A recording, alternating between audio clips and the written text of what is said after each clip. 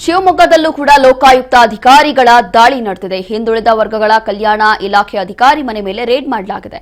ಶೋಭಾ ಹಿಂದುಳಿದ ವರ್ಗಗಳ ಕಲ್ಯಾಣ ಇಲಾಖೆ ಅಧಿಕಾರಿಯವರು ಶೋಭಾ ಮ್ಯಾನೇಜರ್ ರಾಘವೇಂದ್ರ ಮನೆ ಕಚೇರಿ ಮೇಲೆಯೂ ಕೂಡ ಇವತ್ತು ಲೋಕಾಯುಕ್ತ ದಾಳಿ ಮಾಡಿದೆ. ಲೋಕಾ ಎಸ್ಪಿ ಎಂಎಸ್ ಕೌಲಾಪುರಿ ಹಾಗೂ ಡಿವೈಎಸ್ಪಿ ಚಂದ್ರಶೇಖರ್ ನೇತೃತ್ವದಲ್ಲಿ ನಡೆದಿರುವಂತಹ ದಾಳಿ ಇದು. ಶಿವಮೊಗ್ಗ ಮತ್ತು ಶಿಕಾರಿಪುರದಲ್ಲಿ ಏಕಕಾಲಕ್ಕೆ 6 ಕಡೆ ಲೋಕಾಯುಕ್ತ ದಾಳಿ ಮಾಡಿದೆ. ಕಚೇರಿ ಹಾಗೂ ನವಲೆ ನಿವಾಸ, ಸಾಗರ ತಾಲೂಕು ಆಚಾಪುರದ ಶಾಲೆ, ಶಿಕಾರಿಪುರದ ಮನೆ, ತರಲಘಟ್ಟದ ಫಾರ್ಮ್ ಹೌಸ್ ಮೇಲೆಯೂ ಕೂಡ ಲೋಕಾಯುಕ್ತ ದಾಳಿ ಮಾಡಿದೆ. ಶೋಭಾ ನಿವಾಸದಲ್ಲಿ ಅಧಿಕಾರಿಗಳಿಂದ ದಾಖಲೆ ಪರಿಶೀಲನೆ ನಡೀತಾ ಇದೆ. ಹೀಗೆ ಇವತ್ತು ಲೋಕಾಯುಕ್ತ ಅಧಿಕಾರಿಗಳು ಭ್ರಷ್ಟ ಅಧಿಕಾರಿಗಳ ವಿರುದ್ಧ ಫೀಲ್ಡ್ಗೆ ಇಳಿದಿದ್ದಾರೆ. ಹಾಗಾಗಿ ಹಲವು ಕಡೆ ಇವತ್ತು ನಡೀತಾ ಇರುವಂತಹ ದಾಳಿ ಇದು.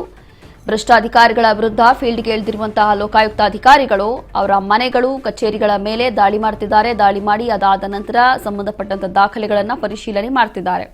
ಈಗಾಗಲೇ ಹೇಳಿದ ಹಾಗೆ ಅವರ ಹತ್ರ ಇರುವಂತಹ ದಾಖಲೆಗಳು, ಎಷ್ಟೆಲ್ಲ ಆಸ್ತಿಗಳು ಮಾಡ್ಕೊಂಡಿರ್ಬೋದು ಅಥವಾ ಎಷ್ಟೆಲ್ಲ ಇವರ ಹತ್ರ ಬೇರೆ ಬೇರೆ ಕೆಲವೊಮ್ಮೆ ಬಾರಿ ಏನಾಗುತ್ತೆ ಅಂತಂದ್ರೆ ಈ ರೀತಿಯಾಗಿ ಭ್ರಷ್ಟ ಅಧಿಕಾರಿಗಳ ವಿರುದ್ಧ ದಾಳಿ ನಡೆಸುವಂತಹ ಸಂದರ್ಭದಲ್ಲಿ ನಗದು ಕೂಡ ಪತ್ತೆ ಆಗೋದು ಅಥವಾ ಚಿನ್ನ ಪತ್ತೆ ಆಗೋದು ಅಥವಾ ಎಲ್ಲವೂ ಕೂಡ ಇಲ್ಲೀಗಲ್ ಆಸ್ತಿಗಳು ಇವ್ರು ಮಾಡ್ಕೊಂಡಿರುವಂಥದ್ದು ಪತ್ತೆ ಆಗೋದು ಎಲ್ಲವೂ ಕೂಡ ಗಮನದಲ್ಲಿ ಇಟ್ಕೊಂಡೇ ಲೋಕಾಯುಕ್ತ ದಾಳಿ ಮಾಡೋದು. ಸುಖ ಸುಮ್ಮನೆ ಅಂತೂ ಲೋಕಾಯುಕ್ತ ದಾಳಿ ಮಾಡೋದಿಲ್ಲ.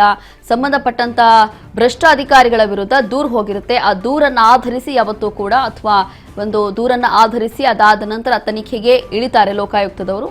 ಹಾಗಾಗಿ ಸುಖ ಸುಮ್ಮನೆ ಅಂತೂ ಲೋಕಾಯುಕ್ತ ದಾಳಿ ನಡೆಸೋದಿಲ್ಲ.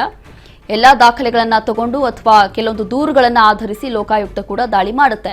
ಇವತ್ತು ಏಕಕಾಲದಲ್ಲಿ ಹೀಗೆ ಹಲವು ಕಡೆ ಭ್ರಷ್ಟ ಅಧಿಕಾರಿಗಳ ವಿರುದ್ಧ ಲೋಕಾಯುಕ್ತ ದಾಳಿ ಮಾಡ್ತಾ ಇರುವಂಥದ್ದು. ಶಿವಮೊಗ್ಗದಲ್ಲೂ ಕೂಡ ಈಗ ಲೋಕಾಯುಕ್ತ ಅಧಿಕಾರಿಗಳಿಗೆ ಶಾಕ್ ಕೊಟ್ಟಿದೆ. ಹಿಂದುಳಿದ ವರ್ಗಗಳ ಕಲ್ಯಾಣ ಇಲಾಖೆ ಅಧಿಕಾರಿ ಮನೆ, ಕಚೇರಿಗಳು ಎಲ್ಲದರ ಮೇಲೆ ಈ ರೀತಿಯಾಗಿ ದಾಳಿ ಮಾಡಿದೆ.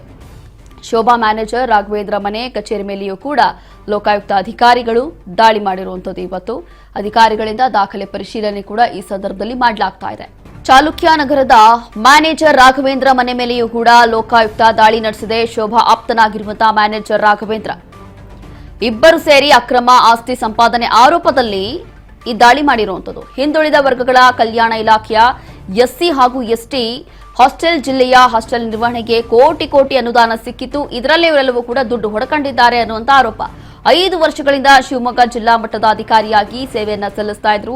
ಶಿಕಾರಿಪುರದಲ್ಲಿ ವಾರ್ಡನ್ ಆಗಿದ್ದಂತ ಶೋಭಾ ಇವರ ಮನೆ ಹಾಗೂ ಕಚೇರಿಗಳ ಮೇಲೆ ಇವತ್ತು ಲೋಕಾದಾಳಿ ನಡೆಸ್ತಾ ಇದೆ. ಸದ್ಯ ಶೋಭಾ ಮನೆಯಲ್ಲಿ ಅಧಿಕಾರಿಗಳಿಂದ ದಾಖಲೆ ಪರಿಶೀಲನೆ ನಡೀತಾ ಇದೆ.